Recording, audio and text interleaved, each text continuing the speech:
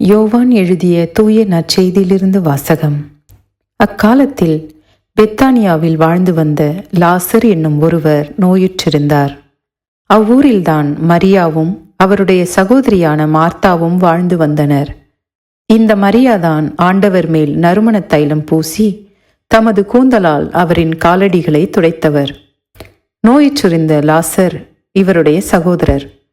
லாசரின் சகோதரிகள் இயேசுவிடம் ஆள் அனுப்பி, ஆண்டவரே, உம் நண்பன் நோயுற்றிருக்கிறான் என்று தெரிவித்தார்கள்.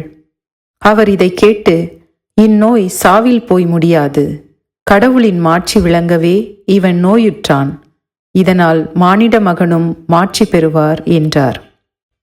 மார்த்தாவிடமும் அவருடைய சகோதரியான மரியாவிடமும் லாசரிடமும் இயேசு அன்பு கொண்டிருந்தார். லாசர் நோயுற்றிருந்ததை கேள்விப்பட்ட பிறகு தாம் இருந்த இடத்தில் இன்னும் 2 நாள் அவர் தங்கியிருந்தார். பின்னர் தம் சீடரிடம், மீண்டும் யூதேயாவுக்கு போவோம் வாருங்கள் என்று கூறினார். அவருடைய சீடர்கள் அவரிடம், ரபி, இப்போதுதானே யூதர்கள் உம்மேல் கல்லெறிய முயன்றார்கள், மீண்டும் அங்கு போகிறீரா என்று கேட்டார்கள். இயேசு மறுமொழியாக, பகலுக்கு 12 மணி நேரம் உண்டு அல்லவா? பகலில் நடப்பவர் இடறி விழுவதில்லை, ஏனெனில் பகல் ஒளியில் பார்க்க முடிகிறது. ஆனால் இரவில் நடப்பவர் இடறி விழுவார், ஏனெனில் அப்போது ஒளி இல்லை என்றார். இவ்வாறு கூறிய பின், நம் நண்பன் லாசர் தூங்குகிறான், நான் அவனை எழுப்புவதற்காக போகிறேன் என்றார். அவருடைய சீடர் அவரிடம், ஆண்டவரே, அவர் தூங்கினால் நலமடைவார் என்றனர். இயேசு அவருடைய சாவை குறிப்பிட்டே இவ்வாறு கூறினார். வெறும் தூக்கத்தையே அவர் குறிப்பிட்டதாக அவர்கள் நினைத்தார்கள். அப்போது இயேசு அவர்களிடம், லாசர் இறந்து விட்டான் என்று வெளிப்படையாக சொல்லிவிட்டு, நான் அங்கு இல்லாமல் போனது பற்றி உங்கள் பொருட்டு மகிழ்கிறேன், ஏனெனில் நீங்கள் என்னை நம்புவதற்கு இது ஒரு வாய்ப்பாகிறது. அவனிடம் போவோம் வாருங்கள் என்றார். திதிம் என்னும் தோமா தம் உடன் சீடரிடம், நாமும் செல்வோம், அவரோடு இறப்போம் என்றார். இயேசு அங்கு வந்தபோது லாசரை கல்லறையில் வைத்து ஏற்கனவே 4 நாள் ஆகியிருந்தது. பெத்தானியா எருசலேமுக்கு அருகில் ஏறக்குறைய 3 கிலோமீட்டர் தொலையில் இருந்தது. சகோதரர் இறந்ததால் மார்த்தா, மரியா இவர்களுக்கு ஆறுதல் சொல்ல பலர் அங்கே வந்திருந்தனர். இயேசு வந்து கொண்டிருக்கிறார் என்று கேள்விப்பட்டதும் மார்த்தா அவரை எதிர்கொண்டு சென்றார்.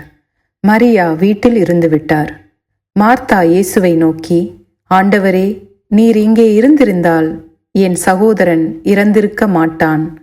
இப்போது கூட நீர் கடவுளிடம் கேட்பதையெல்லாம் அவர் உமக்கு கொடுப்பார் என்பது எனக்கு தெரியும் என்றார். இயேசு அவரிடம், உன் சகோதரன் உயிர்த்தெழுவான் என்றார். மார்த்தா அவரிடம், இறுதி நாள் உயிர்த்தெழுதலின் போது அவனும் உயிர்த்தெழுவான் என்பது எனக்கு தெரியும் என்றார். இயேசு அவரிடம், உயிர்த்தெழுதலும் வாழ்வும் நானே. என்னிடம் நம்பிக்கை கொள்பவர் இறப்பினும் வாழ்வார். உயிரோடு இருக்கும்போது என்னிடம் நம்பிக்கை கொள்ளும் எவரும் என்றுமே சாக மாட்டார். இதை நீ நம்புகிறாயா என்று கேட்டார். மார்த்தா அவரிடம், ஆம் ஆண்டவரே, நீரே மெசியா, நீரே இறைமகன், நீரே உலகிற்கு வரவிருந்தவர் என நம்புகிறேன் என்றார். இவ்வாறு சொன்னபின் மார்த்தா தம் சகோதரியான மரியாவை கூப்பிடச் சென்றார்.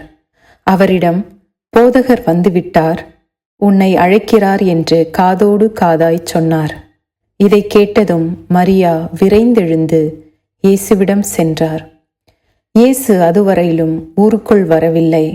மார்த்தா தம்மை சந்தித்த இடத்திலேயே இன்னும் இருந்தார். வீட்டில் மரியாவுக்கு ஆறுதல் சொல்லிக் கொண்டிருந்த யூதர்கள் அவர் விரைந்தெழுந்து வெளியே செல்வதைக் கண்டு, அவர் அழுவதற்காக கல்லறைக்கு போகிறார் என்று எண்ணி அவர் பின்னே சென்றார்கள். இயேசு இருந்த இடத்திற்கு மரியா வந்து அவரை கண்டதும் அவர் காலில் விழுந்து, ஆண்டவரே, நீர் இங்கே இருந்திருந்தால் என் சகோதரன் இறந்திருக்க மாட்டான் என்றார். மரியா அழுவதையும் அவரோடு வந்த யூதர்கள் அழுவதையும் கண்டபோது இயேசு உள்ளங்குமுறி கலங்கி, அவனை எங்கே வைத்தீர்கள் என்று கேட்டார். அவர்கள் அவரிடம், ஆண்டவரே, வந்து பாரும் என்றார்கள். அப்போது இயேசு கண்ணீர் விட்டு அழுதார்.